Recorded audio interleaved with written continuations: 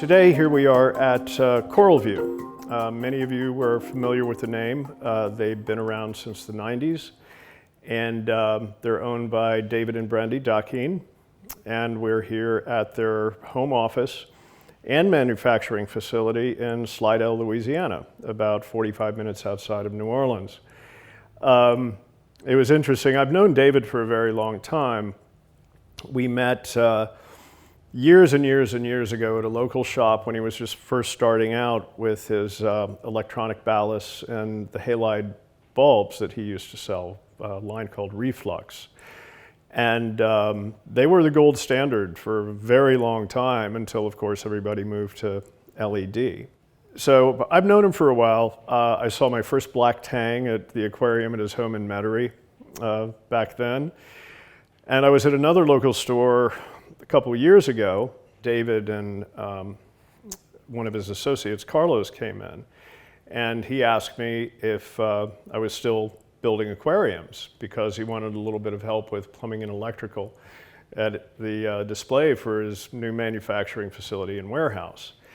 And I was like, absolutely, I'd be more than happy to help. And it morphed from a little bit of help with plumbing and electrical into an entire design project for not just the 1,200-gallon display, but the fish room behind it, the equipment room behind it, as well as the executive office spaces and the lobby.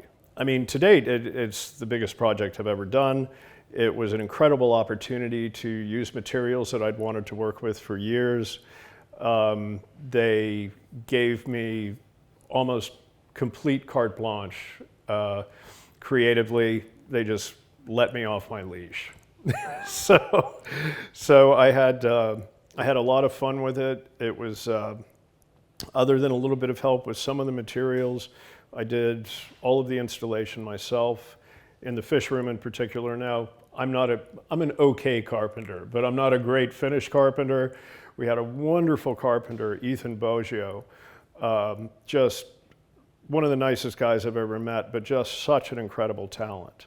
The design called for very, very difficult and precise carpentry. There are no border seams or moldings on corners or anything of that nature, so it was a lot of complicated angles.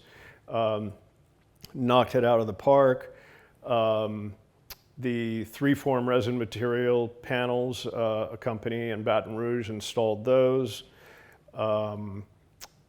C-Safe, which is in Lafayette, fabricated the structural fiberglass stand for the tank, which is completely inert. They actually build oil platforms.